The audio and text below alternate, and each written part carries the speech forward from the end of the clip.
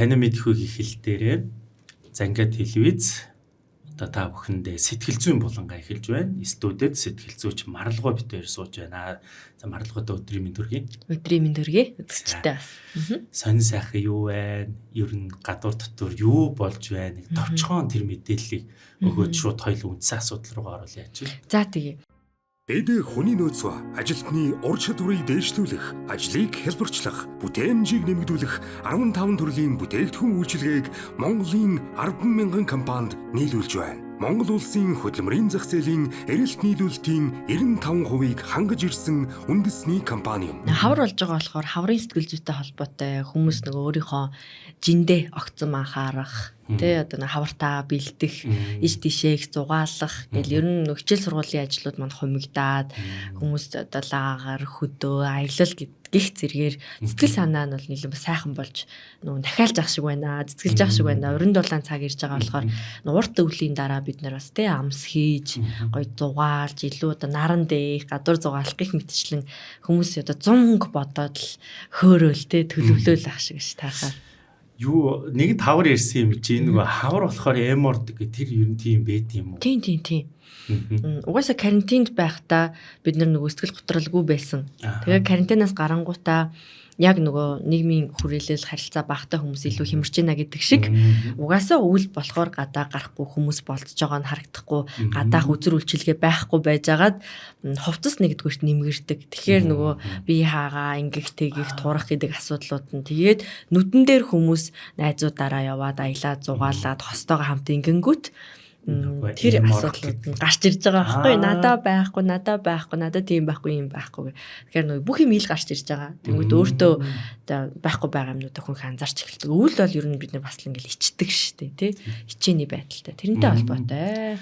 Зөв. За энэ талаасаа ойлгож авсан байхад. Тэгэхээр яг энэ шиг өнөөдрийн битүүрийн дугаар болвол нөгөө өмнөх дугаарын сэдвээр илүү их төлхөө типүүд өгч илүү анзаараагүй юм нэрээ энэ талаас нь хараад ингэж болох юм биш үү? Нэрээ энийг ингэж хийх юм бол зөв замаа би яг эхэлж чадах юм биш үү гэдэг тал руу битүүр ярих юм хэрвээ та яг энэ дугаараас эхэлж үзэж байгаа бол өмнөх дугаарыг нэг сонсоод үзчихээсэй. Битүүр бол үед ингийн дээрлэхэлтийн талаар ярилцсан байгаа шалтгааны. Одоо бол битүүр ер нь яавал дээрвэ сэтгэл зүй үед ингийн дээрлэхэлд өртцөн хүүхдүүд ч гэдэг юм уу эсвэл бол одоо аав ээж нар бид нар яг юун дээр анхаарах ёстой бэ гэдэг айл болох типүүдийг одоо гаргалгаануудыг ярих гэж одоо бэлдсэн байгаа тийм. За хамгийн том шалтгаан нь бол түрүүгийн дугаарт бол нэлээ их юм ярьсан бидний өөрсдийн уламжилж ирсэн энэ Аз соёлч гэдэг юм уу бидний өөрсдийн одоо монголчууд гэж бусад орнуудаас ялгаад байгаа ингэж энэ бол ингээ суурь юм байна гэдгийг бол ойлгож авсан. За тэгвэл одоо нэгэн тал бид нар энэ нүүдлийн соёлоос татгалзаад бид нар суурьшмал соёл руу сонгоод илүү их нягтарч амьдарч байгаа энэ тохиолдолд бид нар ер нь яаж сэтгэл зүгээ бэлдэж ер нь яаж амьдрах ёстой болоо. Энэчнээс эхлэе гэж бодоод.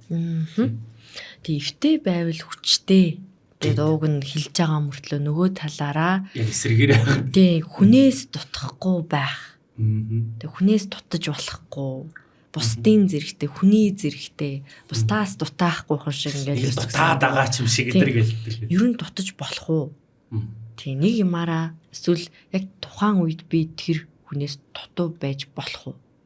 Тэгээс болно шүү дээ. Харин тий. Яагаад болохгүй гэж. Харин тий. Яг болохгүй юм шиг амьдраад байгаа байхгүй юу? Хүүхдүүдийн сэтгэл зүй тийм.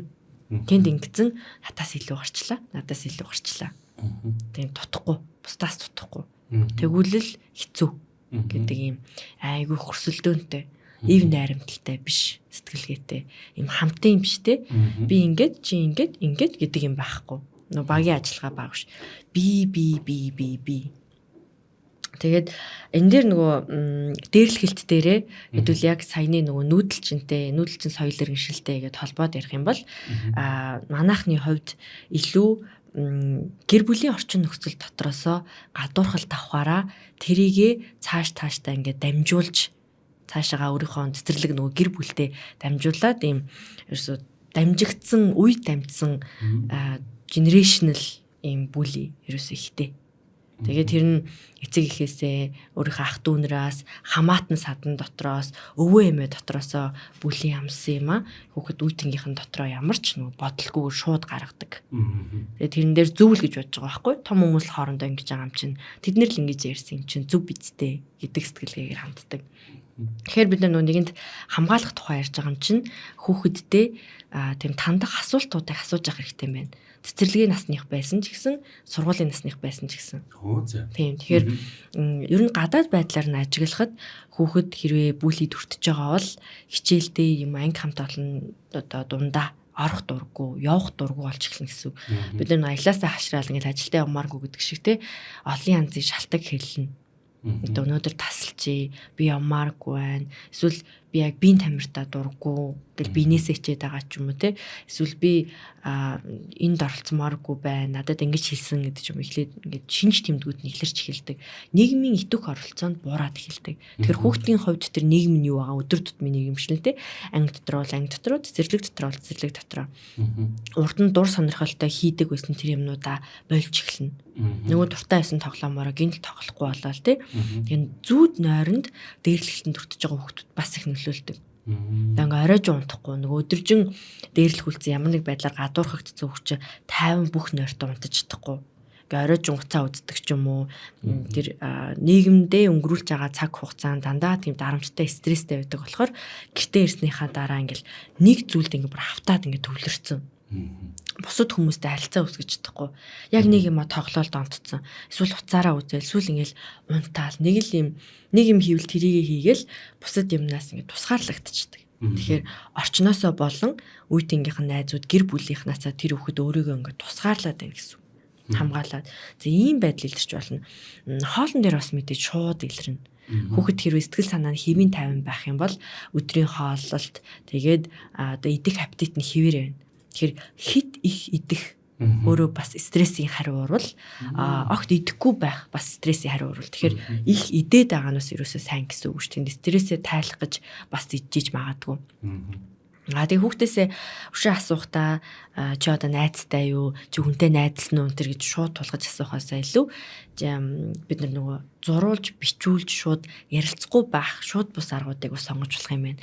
Тэгэхээр нөгөө бүлийг тодорхойлсон судалгаануудаас харахаар тэр мэдгдсэн тэр судалгаанууд дээр одоо цэцэрлэгийн насны хүүхдээс эхлээд за миний хүү миний охин нэг цаас балаа гаргаж байгаарэ гэж хагаад чи цэцэрлэг гэдэг сэдвтэй зураг одоо зураарай тий хүүхдээ яаж ойлголцтой цэцэрлэгээ зураарай цэцэрлэгийнхаа хүүхдүүдийг зураарай багшигаа зураарай тийм том болсон хүүхдүүдэд бол бас тэгж болно тий ээж нэг хоёлоо зураг тоглоё чи ангийнхныгаа зурчих эсвэл чи 3 найзаагаа зурчих 5 найзаагаа зурчих гэхэд хүүхдийн тэр нүүрний хилэмж нүүрний ховрол биеийн хилэмж нь яаж юм тий би зурмааргүй байна.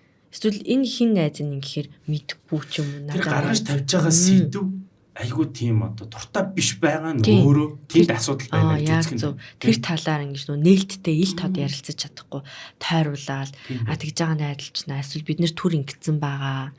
Бид нэр цутаагаад байна шүү дээ ярихгүй. Тий зүгээр л уулзмааргүй байна гэж бүх юм шалтгаантай тий. Тэгэхээр тэгэж нөгөө бид нэр тандаж судалж болно. Тэгээ хөөхий тэр нөгөө судалгаануудыг харахаар зургнуудыг нь харж үзэхээр дандаа нөгөө одоо жишээ нь найзуудаа зурсан хүүхдүүдийн тэр дээрлэхэлтэй илэрхийлж гаргахдаа ам одоо сэтгэл зүйн тэр аман хүчрхийл төртөг хүүхдүүд одоо ээжээсээ ч юм уу эсвэл багшаасаа ч юм уу найс нөхдөсөө байлаа гэж бодоход энэ ам хэсгээ ингэж нөгөө улаанаар томруулж зурсан байдлууд судалгаан дээр харагдсан байгаа. Тэр нөгөө аман дээр их ач холбогдлог зурж штэ. Тэгэхээр тэнд ингээд нөгөө хил амаар доромжлох өөрт нь тийм хэмжээний мэдрэмж төрүүлж гин гэсэн. Мөн тэр нөгөө өөрийг зохиож зодоод байдаг найзаагаа гаргуу зурсан байсан. Тэгээ яагаад гаргуу зурсан бэ гэхээр энэ одоо намаа ингээд зохиод байдаг учраас хамт байхтай түүхтэй байдаг учраас би гаргуу зурчлаа гэдэг ч юм уу те. Эсвэл өөрийгөө тэр хүүхэд зурган дотроо агуулж зураагүй байх нь бас айгүй том сигнал өгч ийн гэсэн үг. Тийм тэн дотор би байхгүй. Одоо шинэ ингээ гэр бүлийн зураг зурулахад хүүхэд тэнд өөрийгөө зурдаггүй байдаг. Сэтгэл зүйчд яг ажиллаж үзэж хахад те. Тэгэхээр гэр бүл дотор өөрийгөө зурхгүй нэгдэг ч үгс юм те. Тэгээ хиний хажуу зурж байгаа, яаж зурж байгаа юм. Тэр анги дотор ганцаараа арын ширийн сууж байгаагаар өөрийгөө зурж байгаа юм уу? Эсвэл өөрийгөө жижигхэн зурцсан байна уу те. Ерөөсө бодит байдлаас хэр дэс зөрүүтэй байна. Өөрийгөө энэ сэтгэл зүйн хувьд ямар шүү байр суурьтай гэж мэдэрч ийн гэдэг нь зурагнаас, ярианаас, хүүхдийн тэр биеийн хилэмжээс татгалзаж байгаа байдлаас ингээд хувирлаа бид нэр удирдах чадахгүй л те нүрний инстинкттэй те хүүхд бол ялангуяа санаатай тэгж юусоо удирдах чадахгүй. Тэгэхээр хэвийн байдлаас өөр болоод эсвэл сандарч төгжээл юм худлаа яриад байгаа эцэгчүүд бол сайн мэдэн шүү дээ хүүхдэд жоохноос нь харцсан юм чинь. Тэгэхээр энэ худлаа яриад байна да гэдэг байдал. Нөгөөтэйгүр хүүхдээсээ зүгээр нэг гимгүү асууж болно. За хэрвээ найз чинь те чиний юм бэ ингээд шүүрлгүй аваа шууд бусдад тараагаад юм уу хэрэгэлсэн байвал чи яах вэ? Гэл тулгаад асуухад одоо тэгээ яах вэ гэж ивэл бас л нэг өөрийгөө хамгаалах чадвар бага байна. Болохгүй шүү дээ. Өөрөөс нь шүүрлгүйгээр өөрийнх нь шууд цүнхийг онгойлгож үзэл дотроос нь юмнуудыг гаргаад хүмүүст өгч чинь гэсэн үг те. Эсвэл одоо чамд чиний эсрэг байгаа санагдж байгаа хүүхэд байна уу те бусад хүүхдүүдийг чиний эсрэг болгож байгаа бол бас бүлий. Тэгээ чиний талаар худлаа цуурхал тарааж чамтай найзлахгүй байхыг ятгаж те чиний нэр хүндийг тийм дунгааж чиний талаар худал ховж ярьж байгаа. Тэгээ чамааг ингээд бусдад буруу ойлгуулж байгаа хүүхэд байна уу гэх. Тэгэхээр яг нөгөө тэр хүүхэдгээг болохоор нэрээ тийштэй ээж аваа тий намайг тэгээ худлаа яриад миний нөгөө найзыг тэгээ авцсан байсан. Манай хоёрнаас намайг оцсон чи надтай яриха болцсон байсан. Намайг тэгж худлаа ярьсан байсан. Би уулын тийм биш штэ гэд ингэдэг. Нөгөөтэйгүр ангийн багшийн одоо хүүхдүүдээ бүлийдж байгаа байдал тэр нөгөө хүүхдүүдийн нэгэндээ хандах хандлага бас шууд нөлөөлж идэг. Тэгээ багш тэр хүүхдэд дургу байхад ер нь тэр хүүхдтэй хинч найзлах хүсдэггүй. Тэг яадвал багштай тэр чинь үзий ядагдахгүй тулд те тэр хүүхдтэй хамт явж байгаа харагдах юм бол багш нар нэг юм энэ буруу хүүхэд гээл тийм одоо байгаа хэсгийг мэдэхгүй л байна. Гэхдээ над дээр бол яг бодит кейс байгаа. Ингээл эцэг ихтэй нуулзаал энэ хүүхдээ битий нийлүүл эн чин замаа алдцсан. Тийм. Энтэй ингээд явах юм бол зодоонуудын хин ингэн тэгнэ гэд ингэчингүүд нөгөө илрүүлж явах хэвээр нэгтгэж явах хэвээр нэг нэгэндээ хүнлэг эвтэй байдлыг заах чагаа багш өөрөө өө тэр миний хөө наашир гингүүтээ чи юугаа аж гэд ингээл энэ шудраг бус байдлыг харахаараа хүүхд шууд тэ ялгууртай харьцаж болно. Тийм гадаад үзмжээр нь санхүүгийн байдлаар нь ар гэрийн байдлаар нь өнгө зүсээр нь тэ өргөн бүдүүнээр нь ингээд ялгаад багш ингэж хандчих. Тэ сурлагаар шууд ялгуурлаж шít гэд. Тэгэнгүүт хүүхдүүд болно л гэж бодчих шít. Багш нь болж байгаа юм чинь. Тийм. За тэгэхээр яг тэр сургуулийн орчинд анги танхимын орчинд бол манай хүндэт багш нар маань бол өөрийн мэдлгүй энийг ингээд үйлдэлсэн байгаад байдаг. Тэгэхээр энэ дээрээ бид нар ерөөсөө багш анги руу орж ирлээ л бол үг үйлдэл ерөөсөө ямар ч контролгүй гарах ёсгүй. Яагаад вэ гэхээр тэр ангийн бүх хүүхдүүд таныг харж байгаа гэдэг тэр яг одоо майнд дээр л ер нь тэр ангиас гарan гартал юм байх ёстой юм шиг харагддаг. Яагаад вэ гэхээр багш ингэж байгаа юм би чинь. Одоо түлхүү ингээл нэг хүүхдүүдээ ингээ харахаар багш тэгж хэлсэн. Тийм. гэж хэлээд тийм. Амар өмөрд шүү дээ. Тийм. Багш хэлсэн юм чинь ингээл тийм. Тэгтэл үгүй багш чинь тэгж бодоо тэрхүү үедээ тэгээд хэлсэн биш үү үгүй багш хэлсэн юм чинь. Багш тэгэрэй гэсэн юм чинь. Тэгэхээр хүүхдүүдэд эцэг эхийн үгээс илүүтэй багшийн үг бол одоо яг сурж явах явцад бол ингээд номер 1 дээр ингээ байдаг шүү. Тийм. Тэгэхээр энэчнээс би юу хэлэх гээд байна вэ? Багш өөрийгөө бодхоос илүүтэйгээр багшийг багш болгож байгаа тэр одоо сургууль энэ дээр айгүй сайн хүнээ зөв олж тий одоо багшлуулаач гэдэг юм ийм л. Яг зөв. Тийм. Ялгуурлан гадуурхал тэрөөсөө нөгөө хүүхдүүдтэй харьцаж байгаа юм чинь тий тэр мэдхгүй бол биш. Тэгээ багш тэнд яаж хандаад байна? Тэрийг яаж нүд зүрлээд байна? Манай анги хүүхдээ ингэдэг ста өрөвдмөргөл ярьж байдаг. Одоо том болсон насанд хүрсэн үргэлжлүүлэгчтэй ярихад багшаасаа сэтгэлийн шарах аваад одоо 30 жилийн дараа уйлж байгаа тэр нүлэмсийг би харж ирсэн. Тэгэхээр нөгөө тэр энэ ялангуяа бүр 3-4-өөс ч дээш удаагийн тавтамжтай шүү. Би яг л тийм байд юм байл гэж бодсон. Нууц гэж байдаг шүү дээ хүн. Ховийн нууц, гэр бүлийн нууц тий. Тэгэхээр уул нь бол нийгмээс нөгөө дэмжлэг болгож үзүүлдэг, халамж болгож үзүүлдэг те нөгөө номд хараадаг, ар гэрийн байдлаас нь судалгаа авдаг. Энэ байдлыг нууц явуулах гэдэг хүний эрхийн мэдрэмжгүйгээр халтцсан. Тэр нь тэгээд үрд нь насан туршид сэтгэлийн шарх болцсон юм. Одоо энэ бол гадуурхалт тахгүй юу? Дээрлэгэлт гадуурхалт те. Чимээгүй очоод юм уу ангиас үлдчихэж байгаараа гэж хэлээд өгчих хэмээг бүгдийг босгож ирж агаад за тэр бос чи үн чи юм байна те. За энэ ном ойрч ав. Энэ ямар дэмжлэг вэ? Энэ ямар халамж вэ? Тэр хүүхдэд тэр ном одоо ямар ч хэрэггүй болцсон. Танайх тэд хүүхдээ ийм гэсэн, тийм гэсэн бидтэй баг үнэн үү? Танаа авч байгаа юм байна. Танаа ич байгаа юм байна. Наа чи яг ёо би бол гэхдээ амар тийм юу яахгүй л те. Манай сургууль дээр гарч би ч нөгөө аавг өссөн одоо хагас өн чинь. Тэгсэн чи ингээд нөгөө сургууль дээр тухайн үед намайг оюутан байхад нөгөө сургууль дээр хагас өн чинь бүтэн өмчний сургалтын төлбөрийг улсаас те ингээд юу яадаг. Одоо тодорхой хувийн төлдөг гэсэн. Тэнгүүтэл тэр нэрсийг сургуулийн самбар дээр одоо юунээс ингээд мангар томоор ингээд гаргацсан. За ингээ бүтэн өн чинь тэр юуны сангаас зээл одоо ингээ авсан хүүхдүүдийн нэрс гээд. Тэгээд тэрийг ингээ уншиж ирсэн ингээд хүүхдүүд өө манай тэр чин бүтэн юм биш дээ. Өө тэр таал юм биш дээ. Тэр нэг хоорондоо. Тэр чин өөрөө ингээд тэр эхлэх цэгийг өөрөө сургуул ингээ гаргаж өгч байгаа. Тийм. Нэг биднээс өөр тий өөр энэ хүүхэд ийм гэсэн нөгөө нэр хоч өгч чинь бүлэн штт. Тийм. Бүлэдэж штт. Шууд тэр доороо бүтэн хагас гэдэг нэр авч байгаа байхгүй. Тэгээ би одоо хагас гэдэг нэртэй болж байгаа байхгүй одоо тий. Яг тэгэхээр тэр хагас өнчин гэдэг хүүхдүүд нөө зээл авцсан гэдэг. Тэрийг тэгж гаргаж яах юм болоо. Тий. Тэрийг одоо самбар дээр гаргаж чаа. Тэгээ би тэрийг ингээд харчаад тухайн үедээ жоох эвгүй сэтгэл төрж исэн ч гэсэн тэгэл тэгсгээл зүгээр болцсон л доо. За энэ бол ингээд нөгөө багш эцэг эхчүүд анхаарах тий энэ дээрээ бид нэг жоох үйлдэлээ хянах бодох нэрээ би яг юу их гээд яах гээд би энийг хийх нь зөв үү буруу юу гэдгээ та бодооч жоохон пауз аваач хийхээс өмнө гэдэг энэ юг болоод бид хоёр ингээд санал болгож тавьж байна. За одоо хүүхдүүд рүүгээ оръё. За нэгэнд бүлэд өрчлөө, нэг л сэтгэл зүйн хямрал авчлаа. Мартагдахгүй байна. Үргэлж ботогдоод байна. Магадгүй тэр багш игч гэдэг магадгүй тэр бүлий хийсэн, тэр дээрлэхэлт хийсэн тэр хүүхдийг үзэн ядаад байгаа. Юусе сэтгэлээс гарахгүй байгаа. Тэр хүүхэд одоо яах вэ?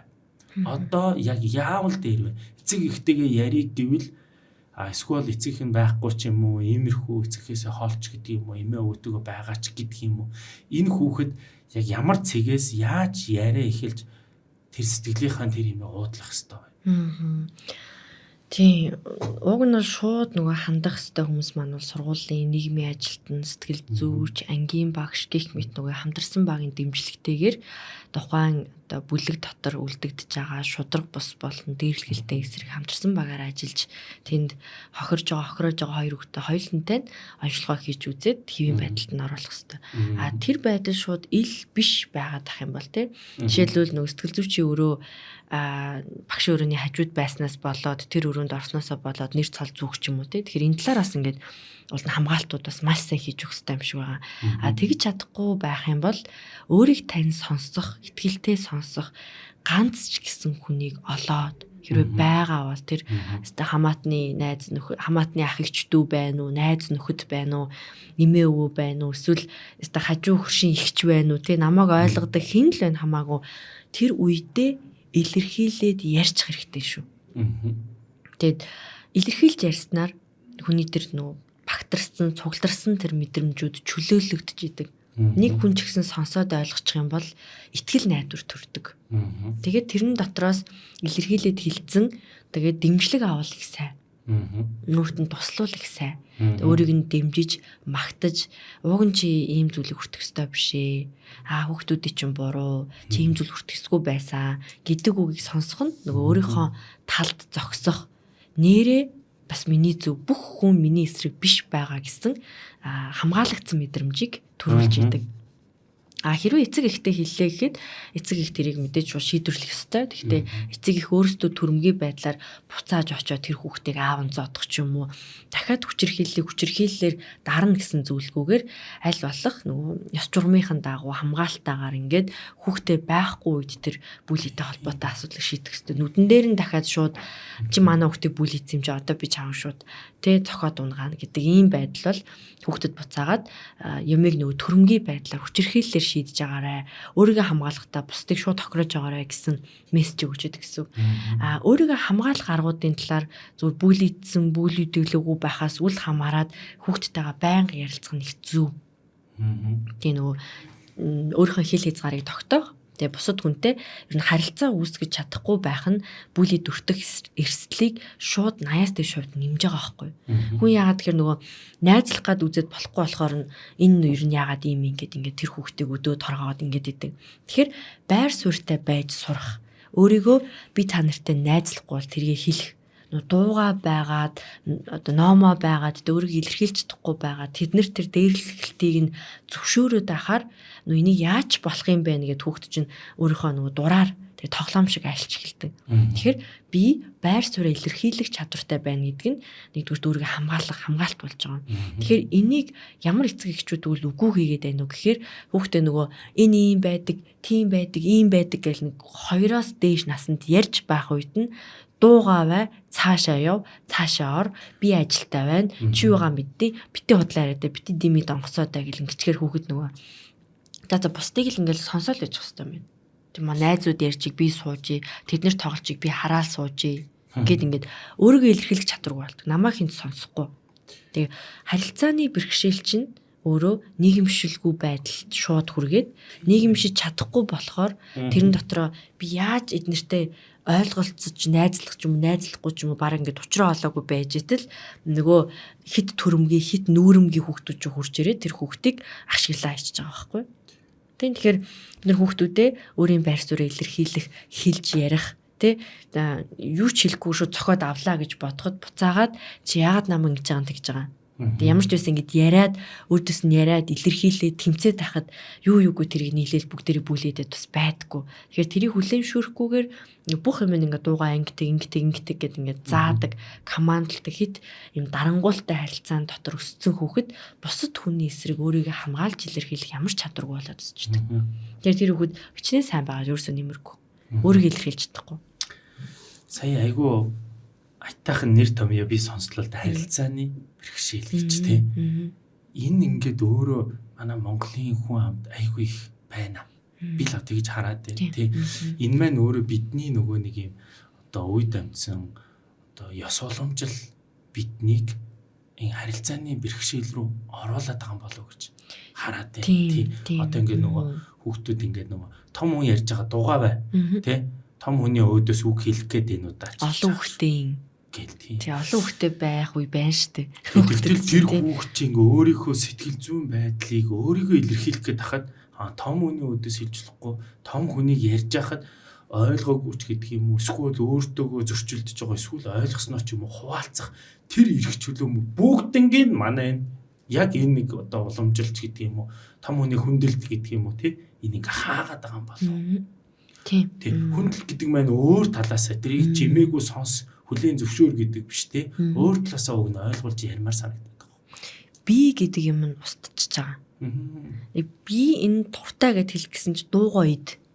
Тэг дуугаа яв. Хий гэж хэлж байгаа үсттэй. Хүний хэлээд ахад тий. Тэг хүний үгэнд орохгүй. Гэ тэгэнгүүт нөгөө зүрж болохгүй тэр хүний эсрэг өөрийгөө илэрхийлж болохгүй. Би биш та чи ерөөсө чи хүн дандаа нэгт. Тэгэхээр тэр хүүхд чинь нөгөө өөрийгөө бодож чадахгүй. Тэгээ би хитрхи их өөрийгөө бодсон хүүхэд өөрийгөө огт бодож чаддгүй хүүхдийг л дэрлэж байгаа процессыг бид нэр яг бүлий гэж нэрлэдэг шүү дээ. Нэг нь болохоор ямар нэг дутуугийн комплекс ч юм уу мэдрэмж дахиад нөгөө хүчирхийллээс болоод бусдыг дарангуулж хүчирхийлэл үзүүлж хохироож байх үедээ тэрнээсээ кайф мэдэрдэг болсон. Нөгөө талын хохирч талын хүүхдүүд болохоор өөрийгөө илэрхийлэх, өөрийгөө хамгаалах, ер нь өөрийнхөө төлөө ямар ч үйлдэл хийх чадваргүй болсон. Тэр үйлдэлүүд нь бүгд шүүмжлэгддэг учраас буцаага дандаа илэрхийлэхээр загнуулцдаг болохоор өөрийгөө илэрхийлсэн үедээ шийтгүүлцдэг болохоор ичдэг болохоор тий энийг юм ингээл хэлээр инээдтэй чи нөгөө яма дахиад ярдیں амар тэнийг ярдیں чи наад үгээ дахиад хэлдэ. Онгоотой аль яар ингээд ичээгээд хайчгаар хүүхэд зүг гоё юм хэлчихсэн ч гэсэн за би яршигдуу. За би дуугаа иж итүү. За би юу чимээгүй. За шиг. Ингээд өөрийгөө хаачдаг. За тэгээ энэ бүгдийг ингээд одоо бид нар ингээд жоохон бодоод авах юм бол хүүхдүүдтэйгээ яаж ажиллах вэ? Хүүхдтэйгээ би яаж ярилцах вэ? Тэр тусмаа өсвөр нас тэгээд одоо яг өсвөр нас нь одоо бид нар чинь шилжилтийн нас гэж хуваарлаад байгаа шүү дээ, тий.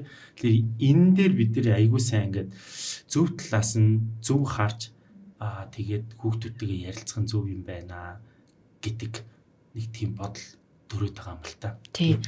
Гэр бүлийнхаа орчин нөхцөлд хүүхдтэй та ямар эрхийг өгнө, ямар эрх идэлүүлнэ, тэрийгэ дахиад өөрийнхөө зохиосон гэр бүл дотроо, хамт олон дотроо, найз нөхөд дотроо, ажил дотроо тэр хүрээгээр аваа явждаг. Тэр хүрээгээ. Тэгэхээр намайг ээж аав маань ярихыг зөвшөөрдөг бол амь хамт олонны маань эсвэл тэр толгойлогч хүүхд намайг бити яар гэхэд би яагаад гэж бодно. Яагаад би ярьж болтгүй? Яагаад би дургүй гэж болтгүй? Тэгэхээр нөгөө яаж өснө тэр байдлаар хүүхд ингээл барайл яг тэр хэв маягаараа явдаг болохоор хүүхдээ өөрөөт нь гэртээ ямар эрх хөдөлүүлнэ те хүүхдээ яаж хүндэлнэ тэр чинээ тэр хүндлэлийг хүүхэд авах ёстойгоо нэг мэдсэн тэрний гоёыг мэдсэн би ийм эрхтэй би ингэж хамгаалах хэрэгтэй гэдгийг мэдсэн юм чинь тэр хүүхдүүдийн одоо эрхийг нь боогдуулж хаагдуулж байгаа зүйлийг хүлээн зөвшөөрч чадахгүй. Тэгээ яаж иж байгаа л үгүй би хэлхэл ёстой шүү дээ. Би дургу бол идэхгүй ээж болно гэсэн те. Ээж намайг хүсгүй бод бити хийгэрэй гэсэн. Ээж хүүхэд ингэж одоо ялгуурлах муухай гэсэн, хүүхдийн имийг хулгайлах муухай гэсэн гэж хэлж идэг шүү дээ. Тэгэхээр тэнд ямар ээж эцэг их хүүхэдтэй те эрх өгнө, ямар үүрэгтэй гэж ойлгуулна. Чи ямар одоо хил хязгаартай байх ёстой. Чи нэг ийм л хүн гэж ойлгуулна. Яг тэр хүрээгээрээ хүн бусад жижиг том хүрээл дотроо бүх одоо тэрийг хүрээгээрээ л идэлж явдаг. Тэрийгээл бий болгож явдаг. Нөгөө нэг бие даасан сэтгэл зүй, бие даасан хувь хүнийг одоо бүтээх биднэрт бол маш том шаардлага гарч ирж байна. Бүтээснийхээ араас бүтээхтэй бонус нь юу байх вэ гэхээр эргээгээд одоо чамтай харилцаж байгаа ч гэдэг юм уу, чамтай хамт ажиллаж байгаа тэр усууд чинь бас чамтай адилхан бие даасан байдлын чи өөрөө хүлээн зөвшөөрөх гэдэг тий. Энэ л өөрөө хамгийн том одоо энэ бүгдийн одоо бамбаа тархлаа болоод байгаа юм болоо гэж хувьяасаа хараад тий. Таны ярианаас бас ойлгоод байна шүү дээ тий. За энийг бол ингээ бит хоёр яриад байна. Тэгээ та бүхэн бас яг энэ агуулга дээр энэ санал дээр та бүхэн бас өөрсдөө комент бичиж сэтгэлдээ илэрхийлээрэй. Тий. Бас өөр одоо бас арга техникч байхыг үгүйсэхгүй тий. Гадны ч юм уу эсвэл дотны ч юм уу тиймэрхүү одоо яг амьдрал дээр буулгасан одоо туршиж үтсэн тийм гаргалгаанууд бас байж болно шүү дээ тий. За би мэрэгжлийн үнээс асуумаар санагдаад байна л да. За гэр бүл болно, гэр бүл бүтээн, тэр гэр бүл дотор хүүхдийг хүмүүжүүлнэ гэдэг бол ингээд тусдаа гэр бүл гэдэг бол өөр өөрсдийн гэсэн тэр гэр бүлийн калчер одоо соёлыг бүтээх. Тэгжээж бид нар одоо яг өөрсдийн гэсэн одоо ингээд за одоо төвшин баярын гэр бүл ч гэдэг юм уу. Тэднийх нэг тийм ч гэдэг юм уу тий. Би нөгөө эд хөрөнгө эд баялагын талаар яриаггүй. Тэр гэр бүлийн дотоод уур амьсгал тий. Тэр дотор яваа калчрыг яриад байгаа шүү. Тий соёлыг. Тэр соёл дотор бүтээж байгаа тэр соёл дотор хүмүүжж байгаа хүүхэд хэрхэн ямар хүн болох вэ гэдэг тэр гэр бүлийн соёлол шийдээд байгаа болов гэж харсан. Тий. Суур хүмүүжил гэж тэрийг л хэлээд байгаа юм болов гэж харсан. Тэгэхээр эцэг эхчүүд бид нар тэр одоо өөрсдөө гэр бүл зохиогоод айл гэр ууш тогтоод байна шүү дээ. Одоо нэг хүнтэй тий. Тэрэндээ би юу н ямар калчрыг бүтээгээд байна? Ямар соёлыг бүтээгээд байна? Би өөрөө ямар соёлд өссөн бilé? Би өөрөө юу сурсан бilé? Одоо тэр гэрээсээ, одоо гарсан гэрээсээ. Энийг нэг тунгаах, бодох нэг цаг ирцэн байна. Тэгээ өөрийнхөө одоо яг бүтээж аваа тэр гэр бүлийнхэн калчертайгаа нэг харьцуулж үзэх цаг нь ирсэн байна. Яг тэгвэл бид нар суурьшмал соёлд амьдарч байгаа учраас. Тийм. Энэ тал дээр нь та бас нэг жоохон типс өгөхгүй юу гэж. Харин тийм мэдээж нөгөө хүний ухамсаргүй хийж байгаа өдөр тутмын тий үйлдэлийн сонголтын 80% нь далд ухамсарын сонголт байгаа. Бид нар бүх жижиг сонголтыг детальчлан тархиараа ухамсараараа бүгдийг бодоод ажиллахгүй. Тэгэхээр 10 үйлслийн чинь 8 нь таны 0-5 насны чинь үр дүн гэс шуудхан хамааралтай болчих. Ер нь л тэгэл тэр хүүхэд насны авсан бүх сайн муу туршлага тэгээд дээр нэмээд төрөлхийн ген, авиас бэлэг тэгээд хүмүүжиж буй орчин нөхцөл одоо улс их орон те соёл, орчин, шашин, шүтлэг одоо улс үндэстний соёл гэл энэ бүх үнэт зүйлсүүд ингээд нөлөөлнө. Тэгэхдээ хүмүүс ингэж нөө шалтгаалж байгаа нь алин модноосоо хол унахгүй. Тэгэл би одоо ийм л юм чи ийм л заяа те ийм гэдэг нэг амны хаалтаас игээд байгаа байхгүй юу. Тэгэхээр бид нэр өөртөө сонгоогүй ямар ч амьдралаар ямар ч арга авсан байсан яасан гэсэн өөрийнхөө тэр нэг кодлогдсон мэдээллүүдийг хараад буруу байх юм бол авч хаях чадвартай. Тэг бурууг нь мэдсээр үйж тэгээл, өвлүүлээл, удамшуулаад доошгоо хідэн үе дахиад ингээл алаал, бөөн донтолттой, бөөн хамааралтай, бөөн сэтгцийн асуудалтай хүмүүс дахиад нэг асуудалтай хүнээ чирж ирээл хамтаа амьдрал тэр хоёр дундаас дахиад давхар хамаарлууд бий болж байгаа. Тэгэхээр тэр ямар ч мэдээлүүд ирсэн байж болно. Ямар ч айл төрсэн байж болно. Гэхдээ хүн өөрийгөө бүтээдэг. Тийм тэр модноос одоо ургасан юм байж те. Гэхдээ хол унж болно штэ. Тэгээд тэр модноос явахгүй юу да те. Тэгээд таагүй байгаа юм бол гэдэг шиг. Тэр өөрийгөө бүтээхгүй байх тэр бүх шалтгаыг угаасаа би манайхан угаасаа тийм ийм гэдэг ийм амны хаалт болохгүйгээр болж бүтэж байгаа нөөцөн дээрээ тулгуурлаж өөрийгөө шинжилэн бүтээх юм шүү. Өөрсдийгөө бүр дотроосоо шинжилъя л гэдэг шүү дээ. Тэхийн тулд одоо энэ би гэж танихгүйгээр яг би аль нь. Энэ надад сургасан юм байна. Энэ надад төрөлхөн юм байна. Энэ миний авьяас юм байна. Энэ энэс үүссэн юм байна. Цаашид ямар одоо цүнх авч явах уу? Юуг нь авч явах уу гэдгээ бид нэр өөрсдөө бүрэн сонгож шийдэх боломжтой. Тэгэхээр хүүхдээ ч гэсэн бид нэр яг өөрсдийнхөө тий одоо хүссэн тэр эрүүл бие хүн, сэтгцийн хувьд эрүүл, биеийн хувьд эрүүл одоо мундаг хүн те тайван хүн, аж аргалтай хүн болгож өсгөх бүрэн боломжтой. Энд ерөөсөө тийм би тийм ажилт ийм тийм бид нар ингэсэн тэгсэн угаасаа ингэж төрсөн тэгж төрсөн энэ болгон бүгдээрээ шалтгаан. Тийм хүний хүүхэд нөгөө туйлын сул дорой төрдөг нь тэ төрөөд унаг ишиг одоо гөлөгтэй бусад амьтны төлөөд шиг шууд хөлд ороод яриад яагаад явцдаг нь хүнд төдий чинээгээрээ сул дорой байх тусмаа юуг л бол юуг шингээж аав нь яаж л бол яаж өөрчлөгдөн асар их потенциал боломж байдаг. Тэгэхээр тэр боломж дээр нь илүү өөрчилж болох зүйл дээр нь тулгуурлуул яадаг юм бэ гэдэг санаа тий. Философи нэг номон дээр нөө би хин бэ гэдэг номон дээр би яг уншиж хахад нэг юм олж харсан байхгүй. Би хин бэ? Би өөрийгөө бодоод байгаа энэ төвшин баярыг яг би өөрөө бүтээсэн үү? Эсвэл миний эргэн тойрон бүтээсэн үү? Миний гэр бүл бүтээсэн үү? Одоо би үргэлжлүүлээд би гэдгээ би өөрөө яг хэрхэн цаашаа яаж бүтээх юм гэдэг энэ бодох, энэ бололцоог одоо гаргаж ирсэн. Тийм философи нэг юм хөтгөн байсан баг. Тэгээд энэчнээс аягүй их юм ойлгож авсан баг. Тэгээ эн чинь өөрөө бас ингээд энийг ингээд нэг жоох ингээд менеж хийгээд одоо яг түрүүнд танил нэг ингээд өөрийнхөө ингээд юмнуудыг авч хаях тэр чадвартай байх гэдэг чинь энэ би биш юм биш үү? Гаднаас орж ирээд байгаа энэ би биш юм байна. Энэ надад таалагддаггүй. Тэгсэн мөртлөө орж ирээд идэв. Гэр бүлээс ч тийм эсвэл бол албан байгууллагаас ч тэр одоо анги хамт олноос ч тэр. Тэгэхээр тэрийг авч хайдаг, тэрийг хүлээн зөвшөөрдгөө өөрийнхөө нэг юм улаан шугамыг татдаг тэр чадварыг л юм байна. Зүг бидтэй гэж ойлгоод. За энэ айгүй чухал юм байна.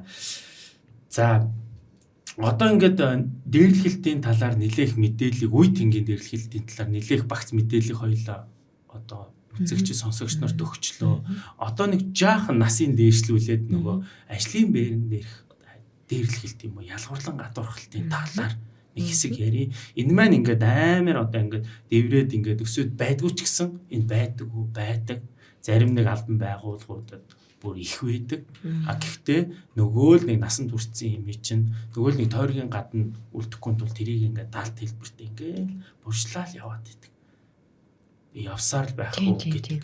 Тэгэхээр энэ дээр нэг гаргалгаа хоёлоо яриул яасан бэ гэж.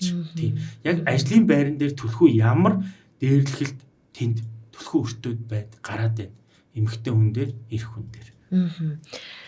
Ажил дээр стрессийг гаргах байна гэр болол Гэртээ авсан стрессийг гаргах байна. Ажил болол нэг ийм циклэр амьдрдаг хэмнэлүүд байна те. Ингээл ураа гаргаал явж идэг.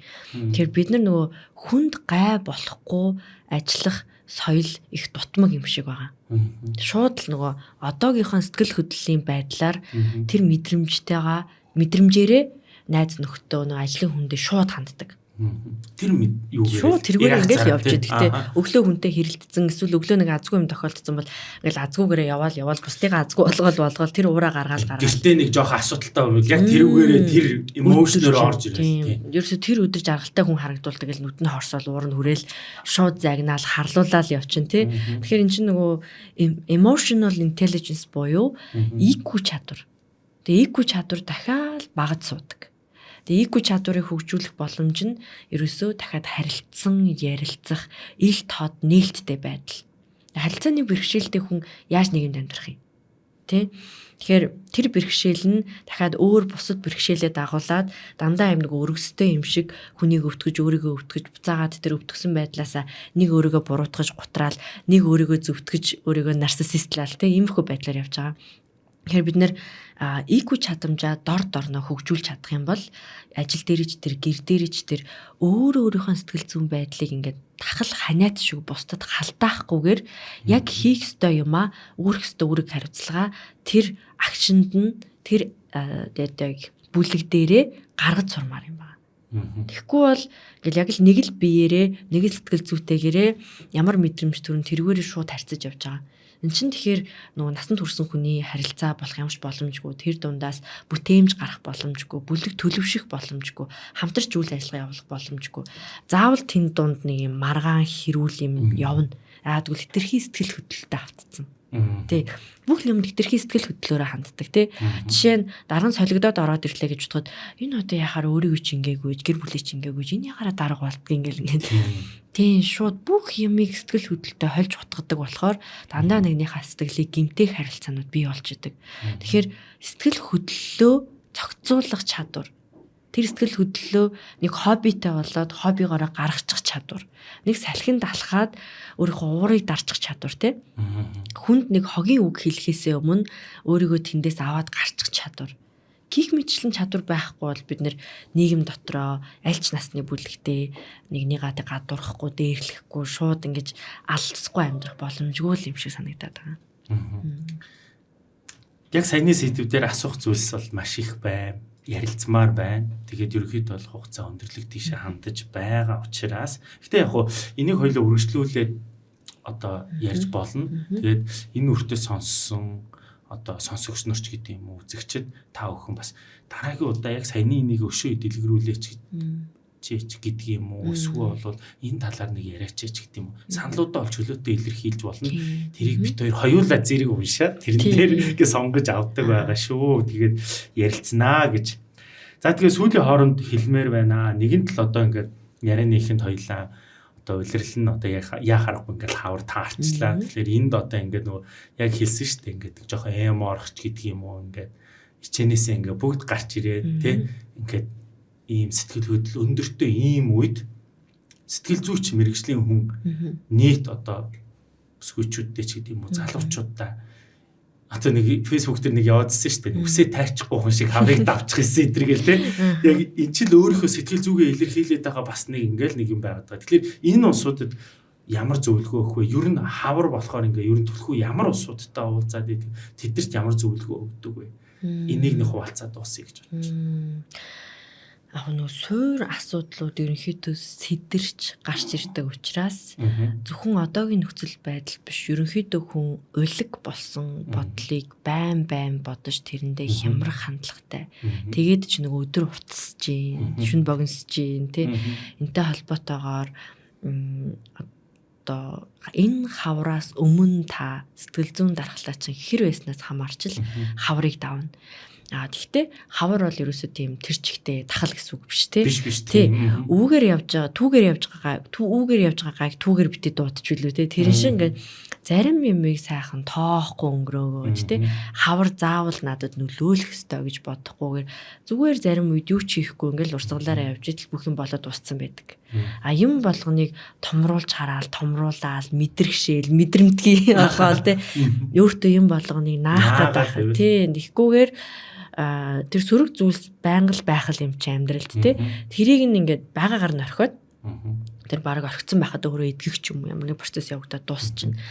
Эерэг зүйл дээр төвлөрүүл яасан тий. Хавар би нэг л одоо өөртөө нэг сайн дадал суулгая. Эсвэл би зүгээр хаврын туршид нэг ном уншиж давна гэдэл бодчих. Гэх мэтчлэн хэдүүлээ сайн тал дээр боломжтой зүйлсүүдээр тулгуурлаад тийшээ хараад явж байхад энэ дэх асуудал аль хэдийн өнгөрөө шийдэгдсэн лээ. Тэг ер нь сэтгэл зүйн бүх асуудлыг яг одоо шийдэх гээд дайрах гад бүгдийг нухах гад заавал нэг асуудал гаргаж ирэх гээд байгаа шаардлагагүй. Тэг угаасаа бүгд асуудалтай, бүгд хямралтай. Тэг тэрийг дандаа томруулах шаардлагагүй хэдүүлээ эерэг зүйл дээр нь төвлөрүүл илүү хөнгөнд авч гарах болно. Ер нь тэгээ тайрахгүй юу да гоё тайрачтай үсээ тий.